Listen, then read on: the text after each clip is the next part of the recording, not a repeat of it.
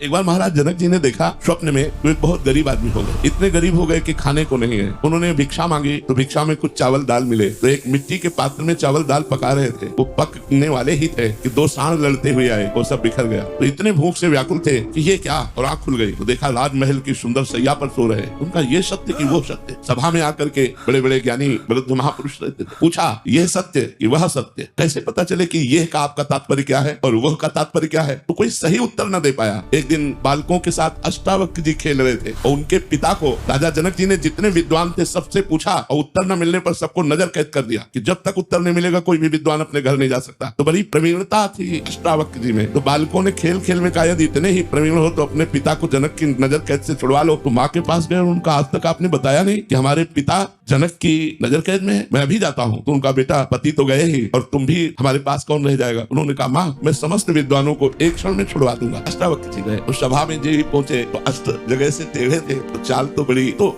सब हंस पड़े। तो उन्होंने जाते ही कहा जनक की सभा में हमने सुना था ज्ञानी है, लेकिन यहाँ तो हमें कोई ज्ञानी दिखाई नहीं दे रहा। तो जनक जी ने कहा आप सभा को ऐसे कैसे संबोधन कर सकते हैं कि यहाँ कोई ज्ञानी नहीं। बोले आप लोग पहले हमें बताओ हंसे क्यों। बोले आपको 8 जगह से टेढ़ा देखकर। तो बोले आत्मा को देखने वाला ज्ञानी और शरीर और हड्डियों को देखने वाला ज्ञानी। बोल जनक तेरा प्रश्न क्या है। अष्टावक्र जी गुरु है जनक जी के। जनक जी ने कहा ये सत्य की वो सत्य। तो सीधे एक शब्द में उत्तर दिया, ना ये सत्य और ना वो सत्य। जो जागृत है वो तुम्हारी स्वप्नावस्था में असत्य हो गया और जब जागृत में आए तो स्वप्नावस्था असत्य हो गई। इसलिए न जागृत सत्य न स्वप्न सत्य।